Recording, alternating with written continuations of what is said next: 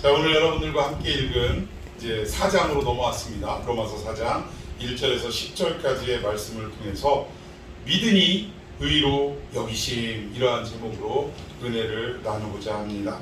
자, 우리 앞선 로마서의 강해의 핵심을 쭉 설명하자면 1장은 무엇에 대한 이야기였냐면 이방인들의 죄의 상태를 설명하는 내용이었습니다. 하나님을 알지 못하고 하나님을 깨닫지 못하니 그들이 하는 짓이 마치 짐승과 버러지, 우상의 모습으로 바뀌어지는 그러한 형국이더라. 이거에 대해서 바울은 고발을 했다는 거예요. 2장에 넘어와서는 어떠한 내용이냐? 아니 그러면 이방인들만 죄를 짓고 못된 짓을 하고 살아가더냐? 아니라 이거예요. 하나님을 믿는다, 하나님의 백성이라 일컫는 유대인들조차도 어떻다는 거예요? 이방인들과 비교해 볼 때 다를 바가 없다라는 거예요. 너희들은 믿는다고 하면서 하나님의 백성이라고 얘기하면서도 오히려 어떤 경우에는 믿지 않는 이방인보다 더 악한 부분도 있더라. 이러한 것에 대해서 고발을 했습니다. 그리고 3장에 넘어와서는 믿는 자나 믿지 않는 자, 즉 유대인이나 이방인이나 할 것 없이 모두가 하나님의 율법을 주셨는데 이 율법을 지킬 자가, 의로운 자가 한 사람도 없다는 게 결론입니다. 그러면 한 사람도 이 율법을 지킬 자가 없다, 너희들은 한마디로 다 쓰레기다, 이걸로 끝나는 게 아니라 하나님께서는 이 우리 인간 자체가 타락함으로 말미암아 하나님의 율법을 온전히 지킬 자가 한 사람도 없기 때문에 결국 누구를 보내시는 거예요? 예수님을 보내시는데, 이게 우리 지난 시간에 배웠던 용어로 말하면 율법 외에 또 다른 의, 또 다른 의를 보내시는 거예요. 왜? 우리 스스로는 율법을 지킬 만한, 또 우리가 스스로 구원을 받을 만한 아무런 능력도 힘도 없기 때문에 율법이 아닌 또 다른 의를 우리에게 보내시고, 그 의가 바로 누구냐? 여러분들이 방금 말씀하신 예수 그리스도시다. 그래서 율법의 기능은 나는 어쩔 수 없는 죄인인가 봐 라는 것을 깨닫게 하는 고발적 기능이 있는 반면에, 또 하나 나는 이렇게 어쩔 수 없는 죄인이기에 누가 필요하다라는 거죠? 중보자가 필요하구나. 그래서 중보자 대신 예수 그리스도 앞으로 우리를 인도하는 인도적 기능을 가지고 있다. 그래서 율법의 가장 큰 두 가지의 기능은, 하나는 고발적 기능이고 또 하나는 인도적 기능을 가지고 있다. 이 율법은 그 이상도 그 이하도 아니라고 말씀을 드렸어요. 제가 한동안은 율법을 다 지키면 구원을 받을 수 있는데, 문제는 한 사람도 그 율법을 다 지킬 사람이 없어서 구원을 못 받는다라고 설명을 한 적이 있었어요. 그런데 오늘 이번에 로마서 강해를 다시 준비하면서 제가 깨달은 게 뭐냐? 율법은 지킬 수도 없을 뿐더러 다 지킨다 한들 이것으로 우리를 구원에 이르게 하지는 못하더라. 왜냐하면 이게 정말 중요한 게, 만약 우리가 능력이 있어서 율법을 100% 다 지켜서 구원을 받는다면 구원이 누구의 힘으로 얻게 되느냐? 우리 자신의 힘으로, 우리의 노력과 우리의 힘으로 구원을 받을 수 있는 것으로 전락해버리고 만다. 하나님의 구원은 그 어떠한 경우에도 우리의 노력과 우리의 스스로의 능력으로 얻을 수 있는 것이 결코 아님을 믿으시기를 바랍니다. 그래서 율법을 100% 지킨다 한들 그럴 수도 없지만, 그런다 한들 우리는 구원에 이를 수는 없다. 구원, 이 율법의 기능은 고발적 기능과 함께 그리스도 앞으로 인도하는 인도적 기능을 가지고 있다라는 것. 그래서 1장, 2장, 3장의 어떤 핵심에 대해서 지금 설명을 드렸고요.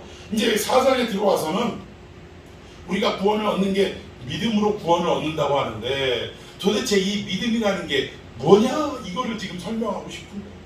그래서 오늘 본문에서도 언급한 믿음하면 제일 먼저 떠오르는 인물이 있습니다. 누굽니까? 그렇죠.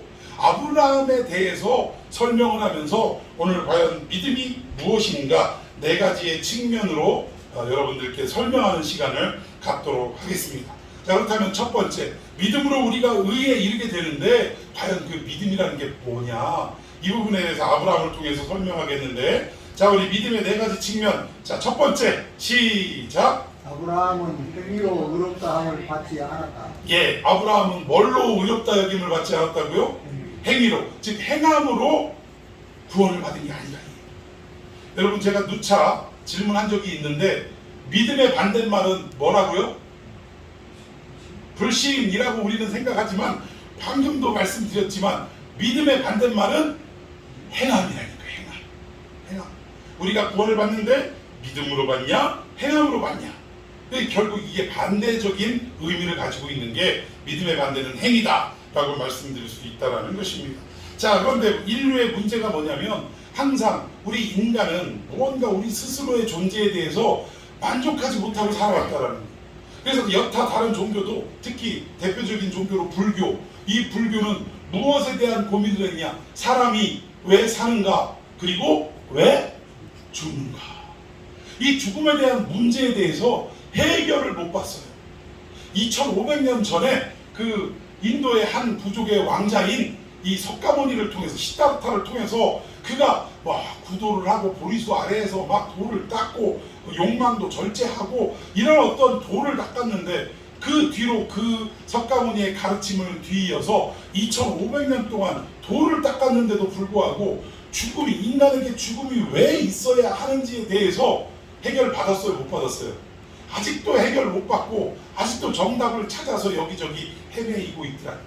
가끔 어떤 사람들 나와가지고 죽음 직전에 산은 산이고 물은 물이로다 하면 그 말에 막 또 막 우와 하고 난리가 나는데 그게 뭐 어쩌다는 거예요 그게. 그래서 참 우리가 가장 인간이 해결할 수 없었던 죽음의 문제, 인생의 문제들에 대해서 여러 종교를 통해 수도 없이 질문을 하고 돌을 닦고 뭐 이러한 삶을 살아왔지만 그럼에도 불구하고 답을 찾을 수는 없었다. 그런데 심지어 우리 개신교와 너무나도 가까운 천주교, 자꾸 가톨릭이라고 하는데 저는 가톨릭이라고 말하는 걸 극구 반대합니다. 가톨릭 교회라고 하는 것은 가톨릭이라는 뜻의 우주적이다라는 의미가 있어요. 그러면 우리는 구교와 신교로 나눠져 있는데 그러면 우리 교회는 지역적인 교회이고 가톨릭이라고 하면 천주교는 뭐요? 우주적 교회라 이 얘기예요. 그래서 저는 가톨릭이라는 말을 쓰는 것을 별로 그렇게 권장하지 않습니다. 그러면 대신 뭐라고 하냐? 천주교 또는 구교 이렇게 얘기하면 되는 거예요. 근데 어쨌든 이 천주교까지도 자꾸 이 믿음의 관점을, 이 신학적인 관점을 인간이 어떻게 구원을 받냐? 어디다 초점을 맞춰요?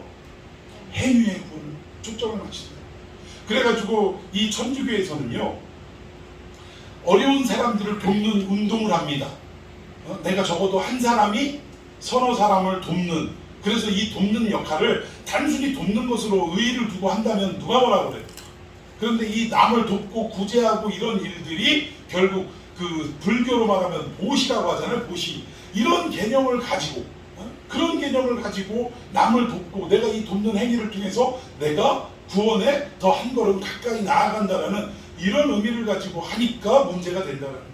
그럼 우리의 구원은 좀 전에도 말씀드렸듯이 우리의 행위와 노력으로 구원을 받는 겁니까? 하나님의 절대적인 은혜로 구원을 받는 겁니까? 그렇다는 거예요. 천주교처럼 어떤 좋은 선행 이런 것들을 우리가 하지 말자는 얘기가 아니라 교회의 목적 중에 하나도 구제가 왜 안 들어갑니까? 과부와 고아와 나그네를 돌보는 일을 우리 교회가 해야 될 줄로 믿습니다. 그런데 문제는 이 일을 행하는데 행하는 이 목적을 어디에 두냐 이게 중요하다. 박애주의를 가지고 불쌍한 사람 동정심을 가지고 이렇게 돕는 역할로 이렇게 한다면 우리 교회도 더 이상 다른 종교에 비해서 나아질 바가 없는 거예요. 늘 말씀드리지만 우리가 구제하는 것은 그 목적과 동기가 어디에 있냐? 우리가 그 자리에 있었음을 다시 한번 깨닫는 거예요.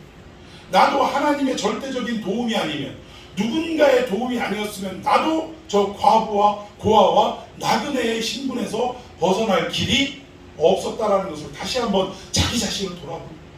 그래서 하나님 앞에 다시 한번 감사를 드리고 예수의 이름으로 내가 하는 것이 아니라 누구의 이름으로? 예수의 이름으로 예수님이 하시는 것처럼 내가 그 일을 감당하는 거예요. 순종하는 거예요. 그래서 이런 어떤 목적과 어떤 그런 동기가 아니고서는 불교나 다른 여타 종교에서 우리보다 얼마든지 훨씬 더 구제 잘합니다. 그래서 그런 의미를 우리가 잘 알아야 된다는 거예요. 그래서 이 문제는 지금 개신교 안에도 알게 모르게 이런 행위적인 것을 강조하는 이런 구원론자들이 의외로 많습니다. 아닌 것 같지만 그래요. 그래서 교회 안에서 구제를 열심히 하고, 또 교회 안에서 선교를 열심히 하고, 또 교회 안에서 다른 여타 선행을 열심히 하는 사람들이 너무나 많다. 여러분, 우리는 땅끝까지 증인되라 명령을 받았기에 그 명령에 순종하는 마음으로, 또 이 명령이 완수될 때 결국 뭐가 찾아옵니까? 예수 그리스도의 재림이 찾아오니까 우리는 재림을 기다리는 그 간절한 마음과 목말라 하는 마음으로 선교를 나가는 거예요. 믿습니까? 주님의 최후의 지상 명령이자 다시 재림을 오게 하는 그 일들이 선교를 통해 이루어지기 때문에 우리는 그 일을 하는 거예요.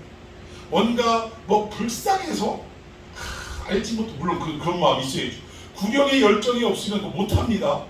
영혼을 불쌍히 여기는 마음이 있어야 되는데, 단순히 영혼을 불쌍히 여김보다 저 중국 어디 저 못 사는 데 가다가 어떤 교회에서 선교 갔다가 사모님하고 그 선임 장모님 부인하고 대판 싸워가지고 돌아와가지고도 문제가 된 교회 제가 소개해드렸죠. 불쌍하다고 예배 때 자꾸 과자 부시래기를 던져주고, 과자 한 번씩 던져주고, 아유 저 못 먹는 것들 어떡하나, 이래가지고 예배가 자꾸 방해가 되니까 사모님이 그거 이따 주라고 3번이나 그렇게 했는데도 들은 척도 안 하고 자꾸 주는 거예요. 그분의 행동 속에는 어떤 의도가 있냐면요, 자기 의가 있다. 다른 사람의 손을 통해서 주는 게 아니라 꼭 내 손을 통해 줘야 된다. 이 의도는 결국 받는 사람들이 누구 알아달라는 거예요? 나 알아달라는 거다. 야, 과자 이거 누가 줬어? 이 의도가 깔려 있는 거예요. 그래서 우리가 이런 부분들에서 철저히 조심해야 한다는 것입니다. 자, 우리 성경 말씀 읽어보겠습니다. 자, 우리 1절부터 3절까지 교독합시다. 제가 1절 읽고 2, 3절 여러분이 읽습니다. 그런즉 육신으로 우리 조상인 아브라함이 무엇을 얻었다 하리요? 만일 아브라함이 행위로서 의롭다 하심을 받았으면 자랑할 것이 있으려니와 하나님 앞에서는 의문이라. 성경이 무엇을 말하느냐? 아브라함이 하나님을 믿으며 그것이 그에게 의로 여겨진 바 되었느니라. 예, 여기 2절 말씀이 핵심인데 먼저 3절을 먼저 다뤄보겠습니다. 바울이 뭐라고 하냐면 성경이 무엇을 말하느냐 하면서 모든 정답을 어디에서 찾았죠? 성경에서 찾았다라는 거예요. 성경은 곧 하나님의 말씀인 줄로 믿습니다.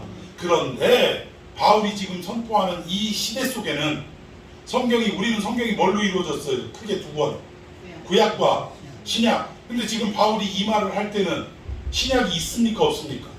아직 나타나지 않은 거예요. 그러면 여기서 성경이 무엇을 말하느냐? 라고 물을 때 성경은 무슨 책? 구약 성경을 말한다라는 것입니다. 근데 여기 보니까 재미있는 게 성경을 4가지로 좀 소개를 하는데, 첫째는 성경을 의인화했다라는 거예요. 성경이 말할 수 있어요? 이게 어떻게 말해? 글씨인데. 그런데 마치 의인화를 통해서 이 성경이 곧 하나님이 말씀하시는 것으로 지금 소개하고 있다. 여러분 각자 한 권씩 가지고 있는 이 성경책은 그저 글씨, 종이는 흰 거고 검은 거는 글씨다, 이런 개념이 아니라 하나님이 친히 우리에게 말씀하여 주시는 그러한 도구인 줄로 믿으시기를 바랍니다. 그런 어떤 내용으로 성경을 소개하고, 두 번째는 뭐냐면 실체를 인정했다는 거예요. 실체. 이게 무슨 말이냐면 이게 살아있는 하나님의 말씀 자체다라고 인정을 했다는 것입니다. 그래서 성경이 무엇을 말하냐, 하나님이 무엇을 말씀하시냐, 첫째 번과 둘째 번 같은 내용이긴 하지만 결국 그러한 의미로 지금 말씀하고 있다는 거예요. 그래서 세 번째는 여러분 여기에 무엇을 말하느냐입니까? 말하려고 하느냐입니까? 무엇을 말하느냐, 이 현재형으로 되어 있다.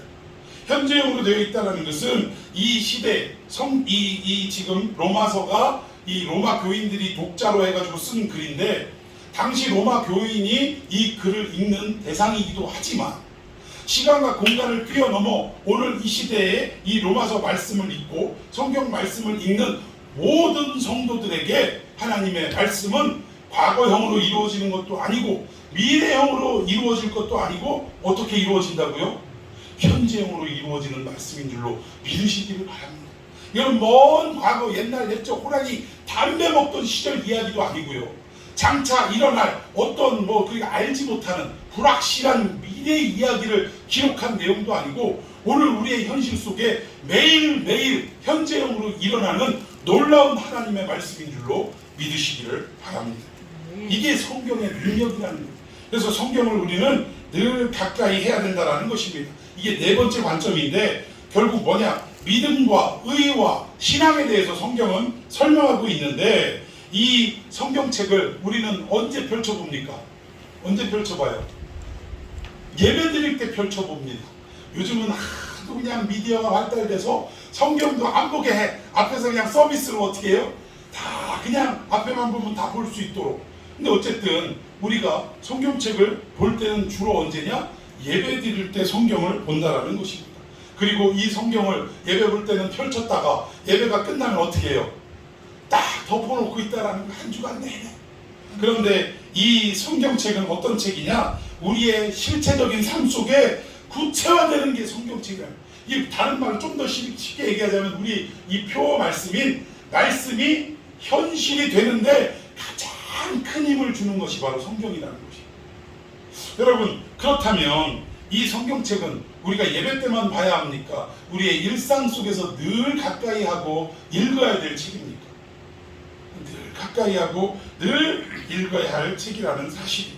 그래서 오늘 우리는 공식적인 예배 때만 성경을 여는데 그러지 말고 이제는 이 성경을 통해서 우리가 늘 가까이 하고 또 우리가 참된 구원을 얻고 또 믿음을 얻고 또 우리의 모든 의, 또 다른 의 대신 예수 그리스도를 깨닫는 방편으로 이 성경을 늘 가까이 하는 저와 여러분이 되기를 예수님의 이름으로 축원해 드리겠습니다. 그런 내용이 여기 담겨 있다라는 거예요. 자, 그리고 아브라함에 대해서 여기 행위로 의롭다 하심을 받았으면 자랑할 게 있대요, 없대요? 자랑할 게 있대요. 우리가 무언가를 해서 얻은 구원이라면 아이고 저 사람 대단하네 자랑할 거 있어요, 없어요? 근데 우리는 자랑할 게 없어요. 왜? 행위로 얻은 구원이 아니기 때문에. 그런데 우리는 그 은연중에 우리의 행위를 얼마나 자랑하는 줄 아십니까? 그리고 그 자랑한 행위를 듣고 부러워하는 줄 아십니까? 다른 사람들이? 이런 얘기 예를 들자면 인생에 해결할 수 없는 문제를 만났어요. 근데 이 문제 앞에 우리는 할 수 있는 일이 뭐밖에 없어요? 문제를 만나면 할 수 있는 일이 뭐밖에 없죠? 대꾸를 안 하시네. 문제를 안 만나서 그러시나? 문제를 만나면 우리가 할 수 있는 일은 기도밖에 없어요. 우리가 우리 힘으로 뭘 해결할 수 있겠습니까? 기도밖에 없는데 우리가 이 기도를 하고 나서 문제 해결을 받았어. 그런데 이 다음이 문제라니까요. 뭐가 문제냐? 아니 도대체 그 문제를 어떻게 해결하셨어? 그랬더니 내가 원래 기도를 하면 아주 그냥 정색 칠색 같은 사람이잖아. 그런데 문제가 이렇게 막 커지고 심각해지니까 나로 하여금 하나님이 기도하지 않고는 견딜 수 없게 만드시더라고. 그래가지고 내가 10분도 기도를 못하던 내가 하루에 몇 시간씩 한번 불러봐요. 마음대로 몇 장수 마음이니까 하루에 몇 시간씩 한 3시간씩 하나님 기도했더니 하나님이 그냥 내 기도를 안 듣고는 못 베기셨나봐. 듣고 그냥 해결해 주셨어. 그러니까 옆에서 듣고 있던 사람이 이야 대단하시네. 여러분 하루에 3시간 기도한다는 게 쉬운 일 아닙니다. 어떻게 3시간을 기도를 했디야. 그래서 나도 지금 정말 해결할 수 없는 난제가 있는데 그러면 3시간 기도해갖고 해결받았으면 나는 몇 시간을 해야겠어? 하다못해 3시간 30분이라도 해야지. 그래야 더 빨리 응답해 주실 거 아니겠어? 라고 오해를 한다는 거예요. 그런데 이 대화 속에 이 생각 속에 우리가 알게 모르게 뭐가 강조되어 있냐면 기도를 했다라는 행위가 강조된다. 여러분 하나님은요 물론 기도를 오래 하는 것도 중요하고 간절히 하는 것도 중요합니다. 근데 하나님은요 뭘 더 중요시 하냐면 우리에게 삶의 문제를 주신 이유는 다른 거 없습니다. 하나님 왜 이 문제를 해결할 수 없는 분이 없다라는 것을 어떻게 하시려고 깨닫게 하시려고 이 문제를 주는 거예요. 이런 어떤 일이 생기는 건 내가 하나님이 아니고서도 얼마든지 해결할 수 있는 방법이 방향이 나에게 있다라고 생각하는 습성이 있기 때문에 하나님이 요거 고치실라. 너 나 없어도 해결할 수 있다고? 그거 한번 해결해봐 하고 주시는 거예요. 근데 이것을 지혜로운 자는 빨리 깨닫고 어떻게 하나님 제가 교만했습니다. 하나님 아니고는 제가 이 문제를 어떻게 해결하겠습니까? 제 인생의 문제를 좌우할 수 있는 분은 오직 주님 뿐이신데 제가 교만했습니다. 하나님 나를 받으소서 하고 빨리 엎드리면 그 깨달음과 동시에 하나님은 어떻게 하셔요? 오히려 그 문제보다 그 이전보다 더 좋은 축복으로 허락해 주신다. 욥이 그 상황 아닙니까? 욥이 전에는 내가 귓구녕으로만 들었더니 이제는 내 눈으로 열어서 봅니다. 하나님이 그 뒤로 어떻게 하셨어요? 아유, 그냥 물론 10 자식을 잃은 마음은 어떻게 할 수는 없지만 그래도 그 이후로 하나님이 어떻게 하셨어요? 예전에 10 자식보다도 더 뛰어난 10자녀를 허락하셨는데 그 중에 3 딸내미는 오늘날로 얘기하면 어떤 딸내미? 미스 유니버스 뭐 이런 딸내미를 주셨다니까요. 그러니까 하나님이 이런 어떤 깨달음 때문에 우리에게 이렇게 주시는데, 그래서 기도의 자리로 앉히고, 기도라는 건 뭐예요? 하나님께 모든 주권이 있습니다를 인정하는 행위라는 거예요. 아니, 하나님께 인정하지 않으면 뭐하러 그 시간에 기도를 합니까? 빨리 나가서 뺏기 있는 사람 찾아야 되고 연줄 있는 사람 찾아야 되고, 그래야 안 그래요? 내가 그 어려움 속에 나와서 주님 앞에 기도를 한다는 것은 이 모든 문제를 해결하실 분은 누구밖에 없다, 하나님밖에 없다라는 것을 고백하는 행위다. 하나님이 그걸 원해서 기도의 자리로 불러주시는 건데, 우리는 고작 한다는 소리가 아이고 3시간을 그냥 막 기도하고 그랬더니, 그것도 며칠 한 100일을 갖다가 그냥 빡시게 기도했더니 하나님이 들어주셨대. 그러면 이 모든 문제를 해결한 원인은 전적으로 하나님께 있는 게 아니라 3시간 내가 무릎을 꿇은 나에게도 지분이 좀 있다 이 얘기예요. 그래요, 안 그래요? 그러니까 우리 이 개신교 안에서도 이런 어떤 문제들이 있습니다. 알게 모르게 믿음으로 구원받지요 라고 말은 고백하는데, 대화 속에 생각 속에 들어보면 이런 행위로 구원받는다라는 논리가 아직도 남아있다. 자, 성경을 더 봅시다. 6절부터 8절까지 제가 6절 있습니다. 일한 것이 없이 하나님께 의로 여기심을 받는 사람의 복에 대하여 다윗이 말한 바, 지금 뭐예요? 일한 것이 있대요, 없대요? 아무것도 한 게 없대요. 그런데 하나님께 뭘 받았대요? 의롭다라고 여기심을 받은 사람이 복 받았다 이 얘기예요. 여러분 믿습니까? 이게 누구에 대한 얘기예요? 바로 저와 여러분에 대한 얘기예요. 우리가 구원받는데 뭐 할 일이 있어요? 아무것도 한 일이 없는데 일방적인 은혜로 우리를 구원하신 그 하나님의 은혜를 생각할 때 우리는 다 복된 사람인 줄로 믿으시기를 바랍니다. 그 뭐 잔돈푼 둠풋다리 하면서 좀 돈 좀 생기고 명예가 생기고 승진이 되고, 이게 복이 아니라는 거예요. 아무 공로 없는데 우리를 구원하셨다는 자체가 우리에게는 복인 줄로 믿으시기를 바랍니다. 이 복에 대해서 다윗이 뭐라고 말했는가? 7절 8절 여러분 읽습니다. 시작. 율법이 사함을 받고 죄가 가리우심을 받는 사람은 복이 있고, 주께서 그 죄를 인정하지 아니하실 사람은 복이 있도다 한바 같습니다. 할렐루야. 여러분, 우리의 구원은, 우리가 의로워짐은 우리의 행위가 아니고 뭐라고 그래요? 불법이 사함을 받고 죄가 가리워짐을 받았대요. 여러분 믿으십니까? 하나님이 그냥 죄 없다 여겨주시는 거예요. 이런 은혜를 받은 사람이 복이 있고, 그리고 그 죄를 뭐하지 아니하신다고요? 인정하지 않으신대요. 여러분, 우리도 마지막 심판 때에 올라갈 때 누가 우리를 고소하고 참소하느냐? 사탄 마귀가 고소하고 참소한다니까. 아니 저희 하나님 아니라니까요. 저 정집사 제가 잘 알아요. 제가 몇 년 몇 월 며칠 날 이런 거 제가 잘합니다. 무슨 말씀하고 계십니까? 라고 참소할 때 하나님이 뭐라고 하세요? 야 조용히 해. 내가 죄 없다고 인정하는데 왜 네가 떠드냐? 하나님이 이렇게 하시는 거예요. 창조주의 이 선언 앞에 마귀 사탄이라도 할 얘기가 있어요, 없어요? 없는 거예요. 없는 거. 하나님이 덮어주시고 하나님이 가려주시는데 어디에 그 죄가 더 이상 고개를 쳐들 수 있습니까? 이 은혜를 받은 자는 복이 있다. 여러분들은 다 복 있는 사람이고, 우리의 구원은 이 아브라함의 사건을 통해서도 우리가 보듯이 아브라함이 행위로 구원함 받고 의롭다함을 여긴 게 아니라 오직 무엇으로? 믿음으로. 이 믿음을 다른 말로 은혜로 받은 줄로 믿으시기를 바랍니다.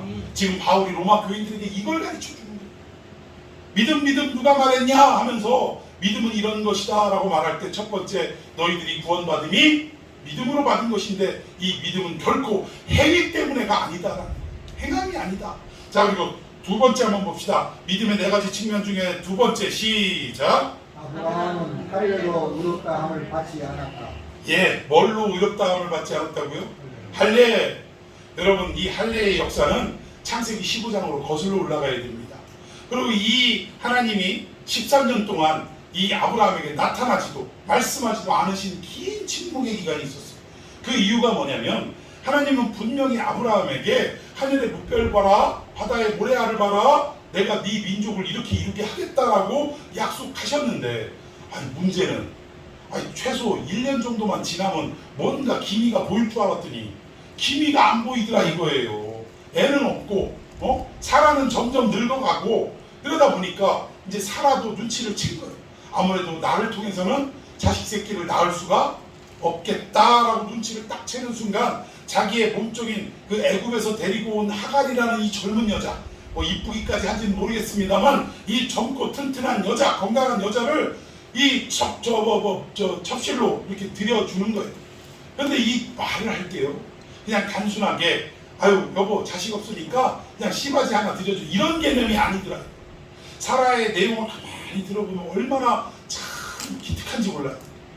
여보, 하나님께서 우리에게 직접 찾아오셔서 애를 낳는다고 그렇게 하셨는데, 민족을 이루겠다고 하셨는데, 아무래도 왜 그런 말 있잖아요.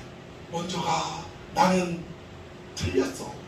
이런 영화에서 나오는 애들이 말하는 이런 얘기처럼, 여보 아무래도 나는 틀렸어. 그러니까 저 젊은 하갈을 통해서 자식을 낳아야 하나님의 약속에 쪽팔림이 없고, 그래 안 그래요? 아니 그 위대하신 하나님이 우리에게 오셔서 자식 준다고 하셨는데 기미도 안 보이니 이대로 계속 가다가는 누구 망신? 하나님 망신 당할 거 아니오. 그러니까 하나님 망신도 안 당하게 하고 또 우리 집안의 대를 이어가야 할 상황도 그러니 어떻게 하는 거예요? 저 하갈을 취하소서 했더니 아브라함이 들어보니까 그럴듯해요? 안 그럴듯해요? 참 그럴듯해. 믿음으로도 하나님을 위해서, 하나님의 명예를 위해서 내가 그 일을 해야지, 이런 기도 하고, 또 우리 집안에 이 많은 재산을 어떻게 할 거예요? 대를 이어야 될 거 아니에요. 그래서 그 내용도 생각해서 그럴듯하니까 그만 하갈을 취해서 자식을 낳았다 이 얘기. 여러분 그 이름이 뭐죠? 이스마엘입니다. 이스마엘. 잘 생각하십시오. 아직 할례가 있기 전에 낳은 아들이 누구라고요? 이스마엘. 여러분 이걸 잘 생각하셔야 돼요. 그리고 나서 13년 동안 이 일이 있은 후에 하나님은 절교하세요. 찾아오시지도 않으세요. 그러다가 13년 만에 나타나서 하시는 말씀이 뭐였어요? 나는 전능한 하나님이다. 이 엘 샤다이라고 말씀하시는데, 이 말의 의미는 내가 전능하다라는 말 속에는 어떤 의미냐면, 내가 분명히 너한테 약속했지. 내가 네 자손으로 네 씨로 민족을 이루겠다고 약속했지. 너 왜 못 믿었어? 내가 전능하다라는 것은 불가능이 없다라는 얘기인데 너는 나의 전능함을 믿지 못했구나 라고 준엄하게 꾸짖는 말씀입니다. 13년에 나타나서 야 너 나 잊어버렸냐 하면서 자기 프로필을 소개하는 행위가 아니라 이 얘기예요. 하나님의 이 섭섭함, 여러분 생각해보세요. 나를 누군가가 못 믿어주고 배신했다 이거 해봐. 여러분 마음이 어때요? 서운해요 안 서운해요? 서운하죠. 하나님의 섭섭함과 서운함이 드러나는 말이 나는 전능한 하나님이야, 엘 샤다이라 라는 말씀 속에 숨어 있다라는 것입니다. 그래서 결국 왜 나를 못 기다렸니? 하고 꾸짖음과 동시에 다시금 하나님의 언약이 그에게 임하는데, 그 징표로 뭘 받으래요? 온 가족이 뭘 받으래? 남자들은 다 할례를 받아라, 심지어 나그네들까지도 할례를 받아라 라고 명령해서 할례를 어떻게 합니까? 받습니다. 그리고 나서 할례를 받은 이후에 낳은 아들이 있는데 그 이름이 뭐라고요? 이삭입니다. 이삭. 여러분 할례는 무엇입니까? 할례는 하나님의 백성 된 표시입니까? 하나님의 백성이 된 표시입니까? 구원의 표시입니까? 하나님의 백성 된 표시입니까? 구원의 표시입니까? 여기서 우리가 헷갈리기 시작합니다. 할례가 무엇인지를 제대로 안다면, 그럼 우리가 세례가 무엇인지도 알게 될 것이고 우리의 말씀을 적용하는 내용도 달라지게 될 것입니다. 여러분 이 할례는요, 그럼 다시 묻습니다. 할례 받기 이전에 의롭다 하심을 얻었습니까? 아니면 할례 받고 난 이후에 의롭다 하심을 얻었습니까? 언제 얻었죠? 이전에 얻었어요. 뭔지도 모르고 야 하늘의 물별 바다의 모래 했더니 아브라함이 이를 믿으니, 여러분 믿으십니까? 믿으니 하나님께서 그의 일을 그의 의로 여기셨다. 구원하셨다 그 얘기예요. 근데 믿었더니 구원했지 할례를 받았더니 구원한 게 아니더라고요. 여러분 이해 가세요? 믿음이 먼저입니까? 할례가 먼저입니까? 믿음이 먼저라니까. 믿었기에 구원을 얻은 거예요. 의롭다 하시면 여긴 거죠. 이제 잠시 뒤로 가면 믿었기에라고 하니까 내가 지적 동의로 내가 믿은 거구나 라고 생각하는데 그것도 아니더라 이거예요. 그건 잠시 뒤에 설명하기로 하고요. 어쨌든 할례를 기점으로 할례 이전에 낳은 아들이 누구라고? 이스마엘. 할례를 받은 이후에 낳은 아들이 이삭이라는 거예요. 여러분 이 얘기는 뭐냐? 결국 할례 받기 이전에 낳은 아들은 하나님의 은혜로 낳은 아들이 아니고 믿음으로 낳은 아들이 아니고 누구의 하나님의 실력으로 낳은 아들이 아니라 누구의 실력으로? 아브라함의 실력으로 낳은 아들이라. 그런데 할례 받고 난 이후에 낳은 아들인 이삭은 하나님의 실력으로 낳은 아들이 약속으로 낳았다라고 성경은 표현하고 있습니다. 여러분 아브라함이 노력하고 애쓰고 자기 힘으로 낳은 아들이 아니라 이미 할례를 통해 뭐를 나타냈어요? 할례는 무슨 표시? 남자의 포피를 생식기 포피를 베어냄으로 인하여 이건 무슨 행위라고요? 너는 죽었다 이 얘기예요. 너는 죽었다. 너는 내 안에서 죽었다. 이거 진짜 죽일 수가 없으니까. 그러니까 그 포피를 베어내는 행위로 말미암아 너는 죽은 인간이다. 너는 내 앞에서 죽어야 한다. 이거를 말씀하십니다. 그러니까 자기 고집, 자기 생각 내려놓고 오직 무엇만 하나님의 말씀만 앞세우는 삶이 되어야 된다. 그래서 결국 뭐예요? 이전에는 내 생각으로 자식을 낳았는데 할례를 받고 난 이후에는 이를 깨닫고 무엇으로? 내 실력이 아니라 이미 죽은 것 같은 내 몸에서 죽은 것 같은 아내 사라의 몸에서 누가 낳을 것? 약속의 자손이 나올 것을 믿고 그리고 나서 말씀을 기다렸더니 명년 이맘때 누구를 낳았더라? 약속의 아들 이삭을 낳았더라. 믿으십니까? 그러니까 우리가 구원을 받는 건 어떤 할례라는 의식적 또는 행위적인 이러한 어떤 부분으로 하는 것이 아니라 우리는 어떻게 되냐?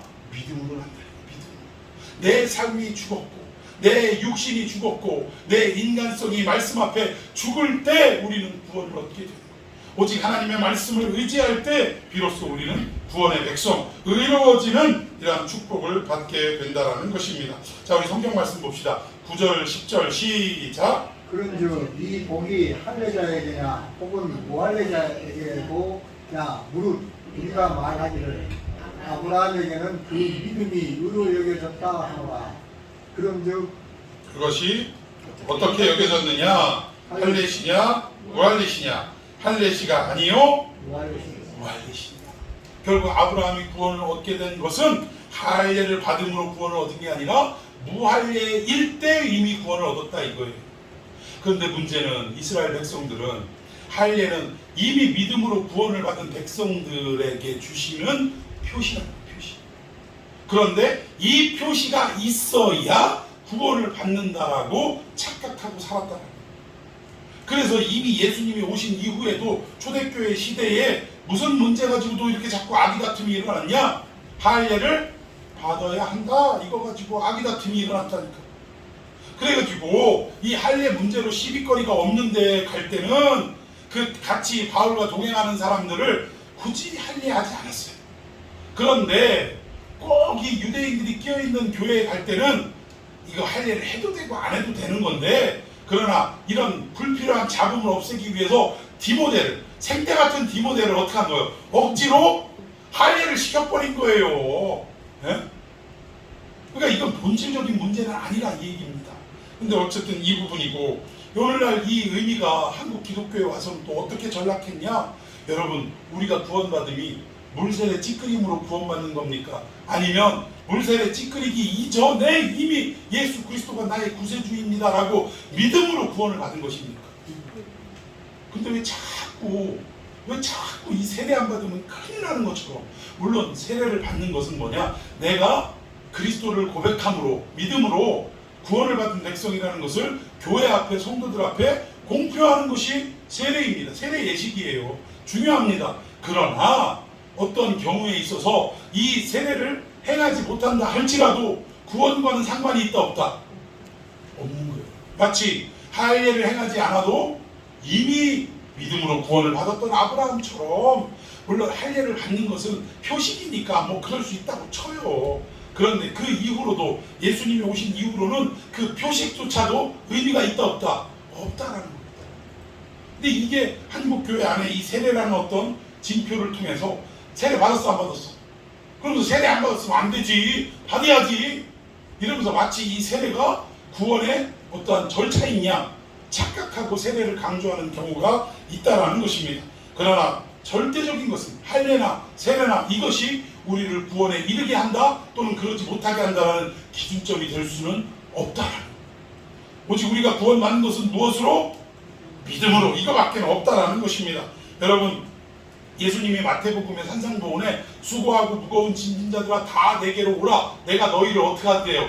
쉬게 하리라. 이 말씀을 우리가 오해하는 게 뭐냐면, 인생의 세파 속에 시달리는 너희들아 얼마나 고생이 많냐, 사업 안 되지, 맨날 빚지고 살지, 아우 그 빚쟁이한테 얼마나 쪼들리고 사냐, 이거 내가 이 모든 세상의 짐을 어떻게 하겠대요? 대신 져주겠으니 너희들 좀 편히 쉬어라. 이런 의미로 착각하는 사람이 너무나 많다. 여러분, 예수님이 이 산상보훈에 수고하고 무거운 짐진 자가 내게로 오라, 이 말은 그런 의미가 아니에요. 예수님이 이 땅에서 사역하는 그 시대에는 이 바리새인들이 정말 득세하던 시대입니다.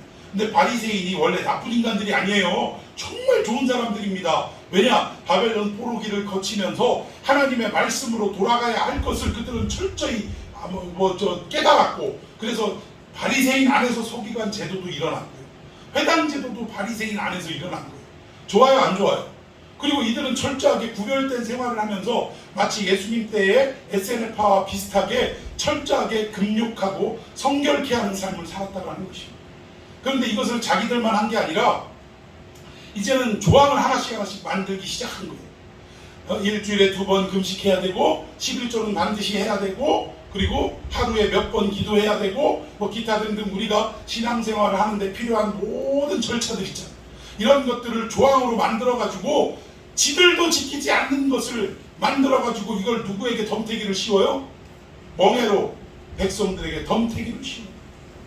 마치 오늘날로 얘기하면 목사 지들은 행하지도 않으면서 이렇게 해야 된다라고 교회법에 따라서 수도 없이 많은 어떤 것들을 만들어 놓고 이걸 갖고 체크하고 다니는 거예요. 쫓아다니는 거예요. 이 성도들이 아무개 집사님 이거 했나 안 했나 보고 다니고, 이거 안 했네? 왜 안 했어? 이러면서 징계하고. 그러니까 점점 이 성도들이 어때요? 그걸 다 지키며 살아가려니까, 당시에 유대인들이 이것을 다 지키며 살아가려니까 어깨가 무거워요, 안 무거워요? 무거운 거예요. 지금 나 오늘 입에 불칠하기도 어려운 그 당시에 로마의 압제 속에 고열과 같은 세금을 걷어가고 이럴 때 이 서민들 또는 그 밑에층 하층 계급들이 먹고 살 수 있는 상황이었겠습니까? 오죽하면 과부가 예배당에 와서 헌금을 얼마? 여러분, 이건 우리가 초점을요, 과부는 다 드렸어요, 작지만 다 드렸어요, 정성으로 헌금했어요, 여기에 자꾸 초점을 맞추는데, 물론 그런 의미가 없지는 않습니다. 아니, 과부는 전부를 드렸느니라 라고 예수님도 말씀하셨잖아요. 그런데 우리는 그 시대의 흐름을 봐야 된다니까요. 여러분, 과부가 그날 한 끼 저녁을 먹고 이거 2랩돈 쓰고 나면 굶어야 될 상황이에요. 과부라는 것은 남편이 없는 사람이에요. 또 내용에는 없지만 적어도 과부라고 일컬을 때는 딸린 자식이 있어요, 없어요? 있다는 것을 전제하는 경우가 많아요. 그러면 이 2랩돈 갖고 겨우 부지게 먹는 것도 아니고, 그냥 우리식으로 말하면 옛날식으로 말하면 꽁보리밥에 짠지 하나 겨우 먹고 이제 끝나는 거예요. 그런데 그 돈을 어떻게 하게 만들던 시대라고요? 헌금하지 않으면 만들던 시대, 헌금하지 않고는 배기지 못하게 만들던 시대, 그러니까 멍에를 잔뜩 짊어진 시대라는 거예요. 오늘날 교회, 지금 경제적으로 얼마나 어렵습니까? 그런데 또 무슨 헌금? 일천번제 헌금, 또 교회 부흥에 뭘 하기 위한 헌금, 성전 건축을 위한 헌금, 전 들어보지도 못한 오만 제목의 헌금들의 항목들이 쭉 있더라고요. 여러분, 적어도 물론 헌금에 대해서 바른 정신을 가르친다면 굳이 헌금하시오, 이런 헌금하시오, 저런 헌금하시오 가르치지 않고 강요하지 않아도 성도들이 믿음으로 합니까, 안 합니까? 하게 돼 있는 거예요. 그러니까 문제는 바르게 가르치지 않으니까 이게 보이지 않는 강요로 거둘 수밖에 없게 되더라고요. 여러분, 당시에 헤롯이 이 백성들에게 인기가 없었어요. 왜? 헤롯은 유대인이 아니라 이두메 사람이라는 거예요. 에돔 사람. 에서의 후손이에요. 에서의 후손. 그러니까 아무리 저 왕이지만 백성들이 깔봐요, 안 깔봐요? 아유, 저 그냥 이방인 놈 저거 이러면서 깔보더라는 거예요. 그러니까 민심을 얻지 못하니 마음이 편할 날이 없는 거예요. 그러니까 민심을 얻자니 어떻게 해요? 뭘 만든대? 성전을 만든대요. 유대인들은 성전 중심의 삶 아닙니까? 성전을 삐까번쩍 으리으리하게 만들겠다 해가지고 이거를 선언하고 공사가 시작됐는데, 아니 성전은 그냥 지어져요? 뭐가 있어야 돼? 돈이 있어야죠. 돈이. 그럼 이 돈을 어디서 끌어모아요? 헤롯이 자비를 내는 거예요? 아니면 로마 정부의 어떤 재정을 끌어오는 거예요? 결국 이걸 어디에서 끌어와요? 백성들한테 끌어온다니까. 당시에 이 성전 안에 들어가면요, 헌금함이 곳곳에 있는데 헌금 제목이 수십 가지였다. 일단은 성전 안에 들어가는데 성전세 반세계를 내고 들어가야 되고, 그것뿐만 아니라 헌금통에다가 5만 가지 수십 가지의 그 헌금 제목으로 놓고 봉헌을 하게 했다라는 거예요. 그러니까 예수님이 이 헌금 정신이 잘못됐다는 걸 알고 뭔가를 꼬집기 위해서, 아니 그 참 얄궂기도 하지. 해필이면 그때 당시에 또 이 헌금통이요, 소리가 잘 나는 철통으로 돼 있어서 이게 또 지폐가 없잖아요, 또 당시에. 그러니까 이게 동전 넣으면 몇 개 넣는지 이거 웬만히 이렇게 듣기만 하면 알아요, 몰라요? 다 아는 거예요. 그러니까 얼마 있는지 금방 아는 거예요. 얇게 또 헌금통 앞에서 지켜보고 계셨네. 요놈은 얼마 하나, 저놈은 얼마 하나. 요거를 지켜보고 계시다가 부자도 지나가고 했는데 과부에 두 랩돈 딱 한 걸 보고 예수님이 가장 큰 헌금이라 말씀하셨잖아요. 이것은 전부를 드렸다는 의미와 함께 그 시대상, 백성들의 어떤 지지를 얻기 위해서 결국은 그 성전을 짓는데, 성전을 지으려면 그 돈이 어디서 나냐? 결국은 백성들의 고열을 짜낼 수밖에 없더라고요. 이 시대상을 만들어 놓는 거예요. 그러니까 오늘날도 이 교회가 건축원금 안에 뭐 안에 막 수없는 이름을 만들어서 성도들의 이 고열을 짜내는 거예요, 이게.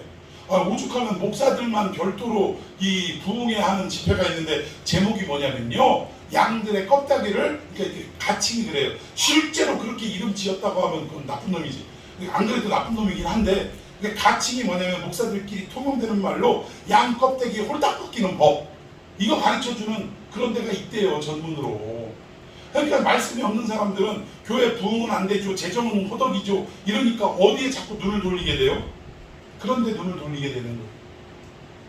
그리고 거기서 배워갖고 와가지고 나름대로 무슨 기도 많이 해서 은사 받은 것 마냥 목소리도 이상하게 내면서 이러면서 헌금 안 하면 뭐 어떻게 되니? 여기가 집에 가가지고 갑자기 남편이 출근길에 저쪽 사고가 났대. 처음에는 괜찮고 설마 그러는데 사람이 자꾸 내몰리다 보면 생각이 나요, 안 나요? 우리 목사님이 그랬는데 진짜 그런 거 아니야? 하면서 겁이 나요, 안 나요? 겁이 나요. 왜 자꾸 무민화시키고 성도들을 어떻게 어깨에다가 멍에를 짐을 잔뜩 쥐어서 진흥 안 하면서 성도들은 하게끔 만들어 놓는 이러한 상황을 말하고 있다라는 것입니다. 이거는요, 한국교회 정말 바뀌어야 됩니다. 종교 폭력, 이게 폭력이에요, 폭력. 무민화 만들어서 이런 식으로 하면 안 된다는 거예요. 여러분, 신앙이 깊어질수록 우리가 믿음으로 구원을 얻고, 그러면 그 결과 어떻게 되냐? 이 구원 속에 자유함이 있어야 돼. 자유함. 예배나 헌금이나 봉사나 선교나 이 모든 일에 있어서 뭐가 있어야 되냐? 자유함이 있어야 돼. 그러면 이 말을 하면 또 오해를 한다. 자유함이 있어야 되니까 해도 되고 안 해도 된다, 그 얘기 아니야. 우리에게 자유의지를 주셨다, 이 얘기잖아. 그 얘기가 아니라니까요. 이 부분은 마지막에 가서 제가 설명을 드릴게요. 진짜 자유함이 뭔지 설명을 드리겠습니다. 자, 우리 세 번째, 믿음의 네 가지 측면, 세 번째, 시작. 아브라함은 율법으로 의롭다함을 받지 않았다. 뭘로 의롭다함을 받지 않았다고요? 율법으로는 의롭다함을 받을 수가 없다. 구원을 받을 수 없다. 100% 지켰다 할지라도 안 된다는 거예요. 여러분, 이 아브라함은 처음에 행위로 의로움을 받지 않았다고 했어요. 그리고 할 일을 받았기 때문에 의로움을 받은 게 아니라고 말씀드렸습니다. 그리고 오늘 이 세 번째 보니까 율법으로도 의로움을 받지 않았대요. 이게 시간적인 배열로 봐도 율법이 먼저입니까? 아브라함이 먼저입니까? 아브라함이 먼저예요. 그런데 이미 그는 의로 여김을 받았다 이거예요. 의로 여겨주셨대요.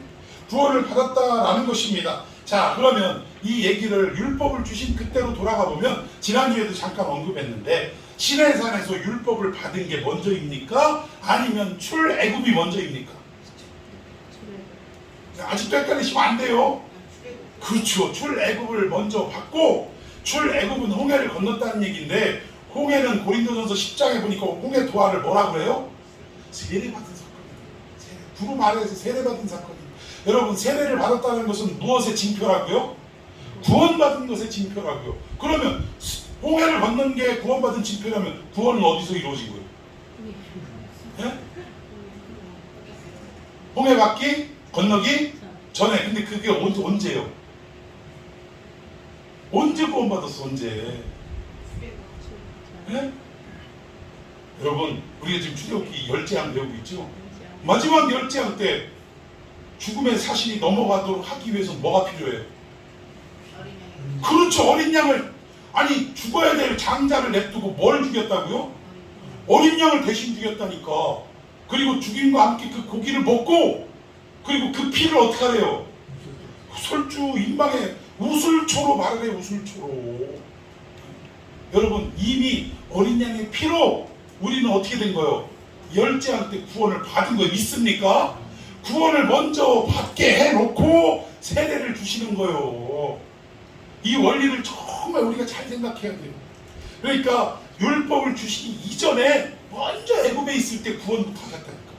그리고 나서 홍해를 건너므로 세례를 받게 하시고 그리고 난 뒤에 율법을 허락하셨다라는 것입니다. 자, 그렇다면 여러분 오늘날 율법은 구약이기 때문에 지킬 필요가 없다라는 율법 무용론자들이 있습니까? 없습니까? 교회 안에 너무나 많아요. 아, 유튜브 보면 이런 인간들이 왜 이렇게 많은지 모르겠어. 자, 그럼 묻습니다. 여러분 율법은 지켜야 합니까? 안 지켜도 됩니까? 지켜야 되죠. 맞습니까? 그럼 여러분들은 율법으로 구원받으려고? 그 의미가 있다라는 거예요. 여러분 율법의 기능 아까 설명했죠. 첫 번째 뭐예요? 우리가 죄인이라는 무슨 기능? 고발적 기능.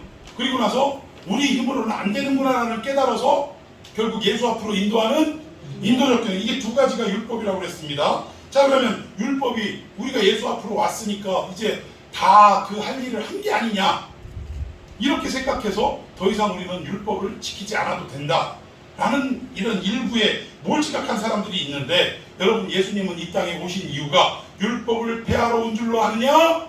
내가 이 율법을 어떻게 하려고? 완성하러 오셨다라고 말씀합니다. 자, 그럼 율법을 완성한다는 그 말의 의미가 뭐냐 이거예요.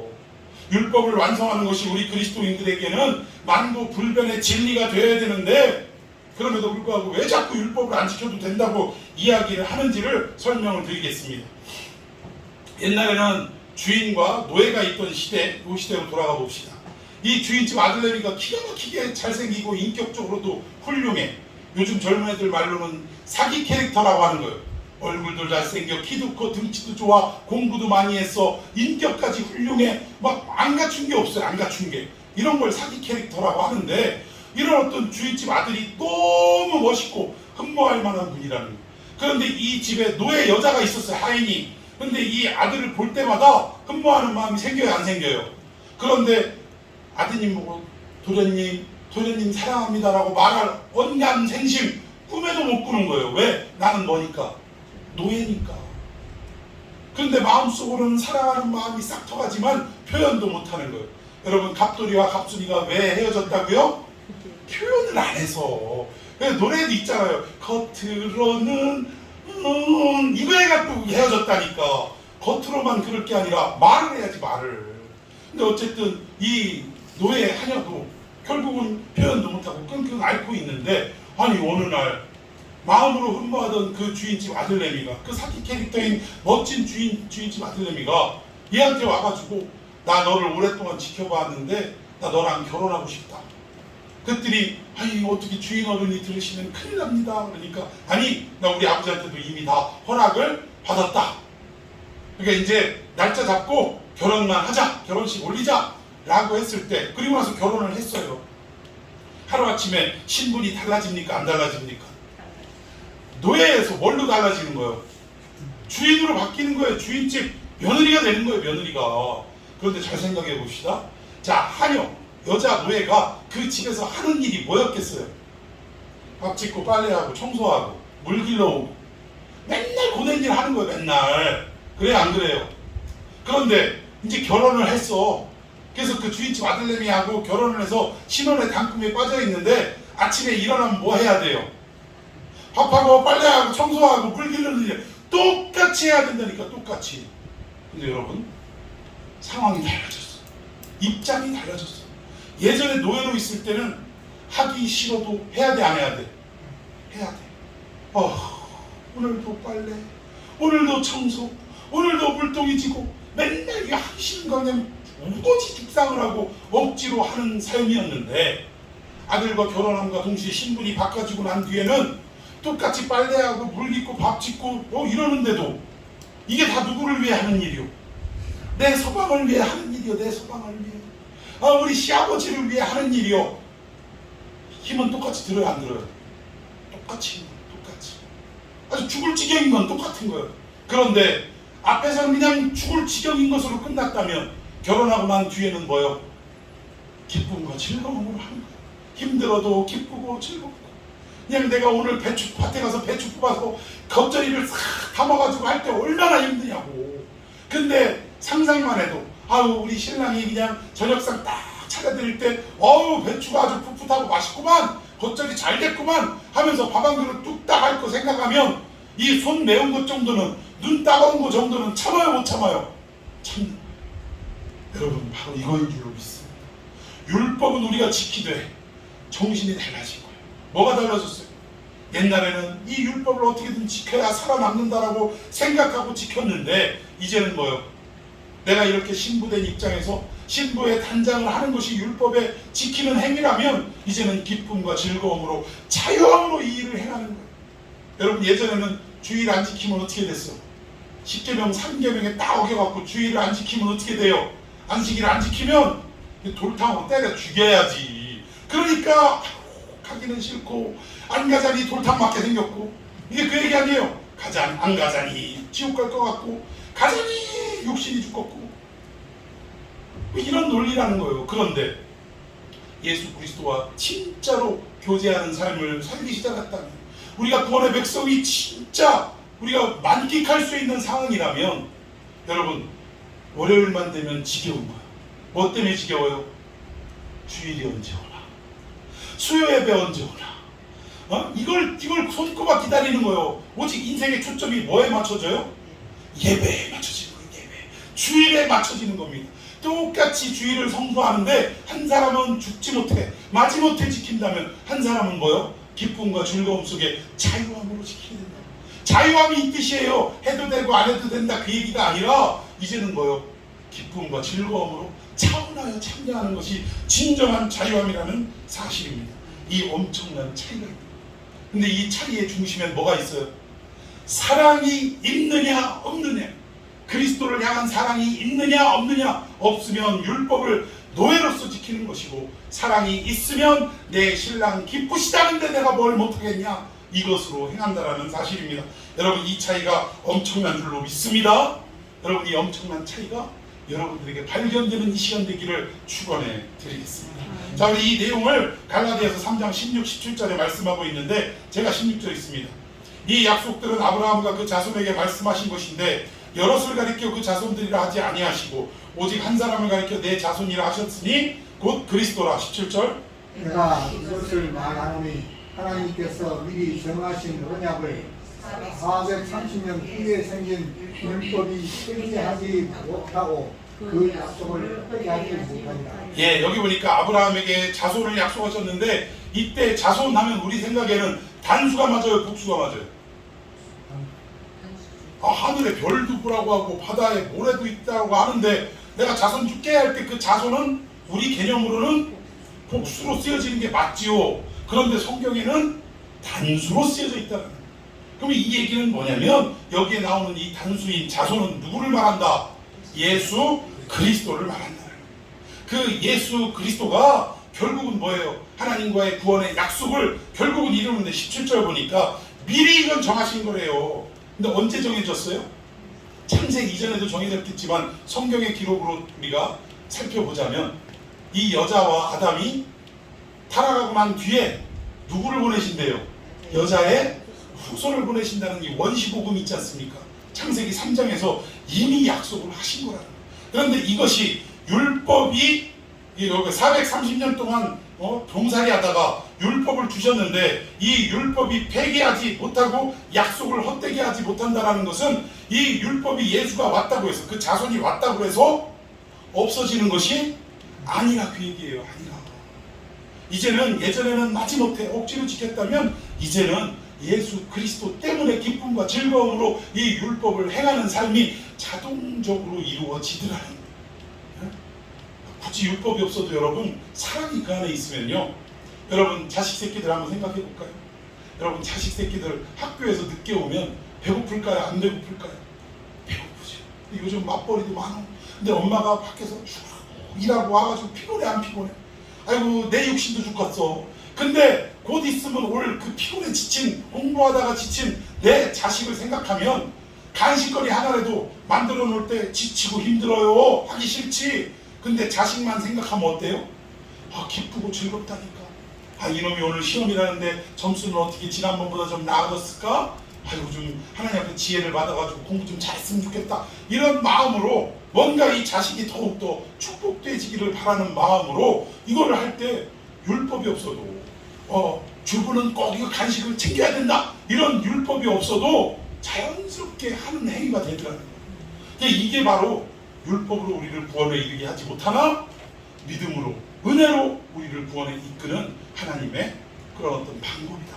하나님의 원리다라고 말씀드릴 수가 있습니다. 자, 우리 마지막으로 믿음의 네 가지 측면 네 번째 시작. 아브라함은 오직 믿음으로 의롭다함을 받았다. 예, 율법도 행위도 할례도 아니라 오직 무엇으로?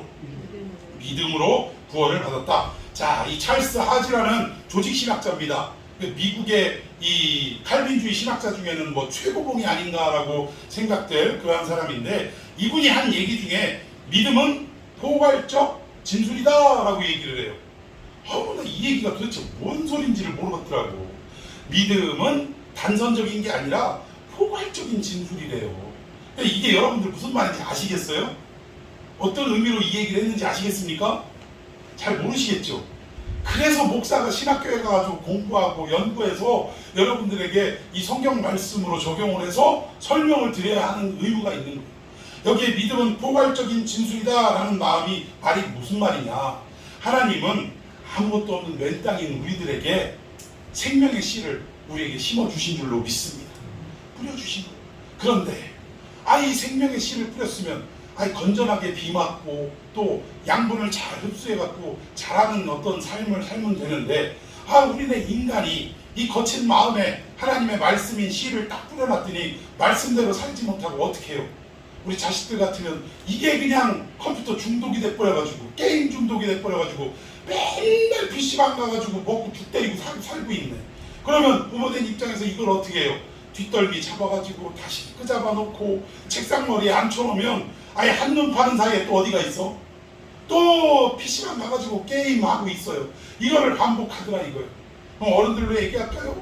맨날 술에 쩔어가지고 방탕한 생활을 하는데 그래가지고 그거 그냥 붙잡아 놓고 다시금 술 끊게 하고 뭔가 이 건전한 생활을 하게 하면 이게 다시 또 어떻게 해? 쉽게 얘기해가지고 여기저기 뒹굴어가지고 지륵바닥에 막 뒹굴어서 더러워진 육신을 데리고 와서 깨끗하게 목욕시키고 또 옷 갈아입혔더니 또 이게 정신 차리기도 전에 또 어디 가서 뒹굴어?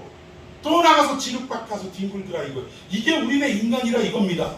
우리의 마음속에 하나님의 말씀의 씨를 뿌렸는데 우리는 바로 싹이 트고 자라고 열매 맺는 게 아니라 맨날 그 짓을 반복하고 있다니까.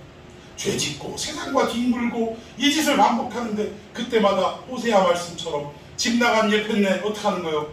잡아다 데려놓는 것처럼 하나님이 우리를 여러 가지 형편과 모양으로 삶의 움직임을 통해서 우리를 잡아다가 앉혀놓고 잡아다가 깨닫게 하시고 잡아다 설득하시고, 그런데 우리는 어떻게 한다고요?